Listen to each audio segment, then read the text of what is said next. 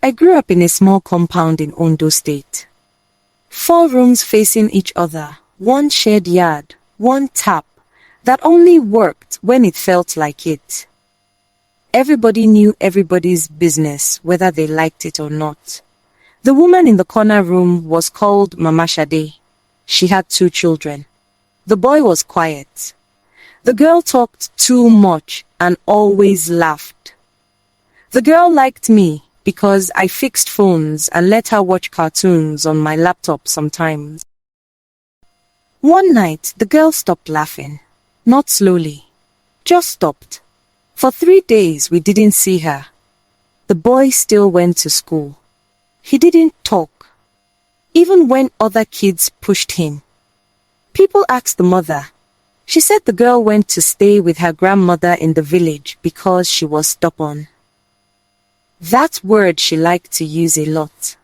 But the grandmother came 2 days later looking for the girl. That was when the compound started watching her. She changed small after that. She washed clothes every night around 1 or 2 a.m. Not normal washing.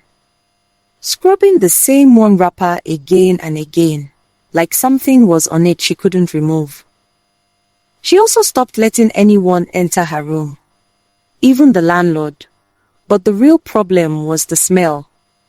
Sometimes in the night, the smell would come out under her door. Burnt meat. Not like cooking meat. Like when a goat dies in hot sun, and someone tries to roast it to hide the smell.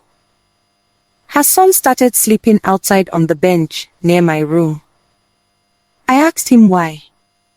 He said, "Mama doesn't like noise in the night." I asked Ko, "What noise?" He didn't answer. The day everything broke was during rain. Heavy rain, the kind that floods the gutter and pushes dirt into rooms. Water started entering her room because her doorstep was lower than ours. She wasn't around. The boy was in school. Landlord forced the door open so water wouldn't spoil the building. I was there. I wish I wasn't. The floor was clean. Too clean. Like it was washed many times. But one corner of the room had a black drum. The blue plastic kind people use for water. It was tied shut with rope and nylon. The smell hit us before we touched it. Nobody wanted to open it. But landlord said maybe it was dead animal, causing smell in compound. So he cut the rope. I will never forget the sound the nylon made when air entered. Inside was clothes first. Children clothes. Many. Then hair. Not plenty, but enough to know. Then a small hand. The girl's bracelet was still there. Pink plastic beads. I bought it for her from the market. No blood. Just water and oil and something dark at the bottom. Landlord vomited. I ran outside and couldn't stop shaking. Police came. She came back while they were still there. She didn't run. She just looked tired. They asked her why. She said the girl was too stubborn and followed bad spirits. Said she was correcting her. Said the child stopped breathing while she was teaching her sense.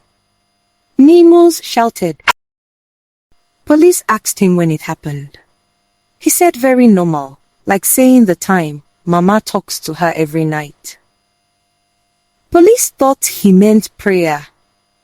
He shook his head and pointed at the drum. She knocks from inside sometimes. Mama answers. They took the drum away that day. But for weeks after, around 2 a.m., something kept knocking from her empty room wall.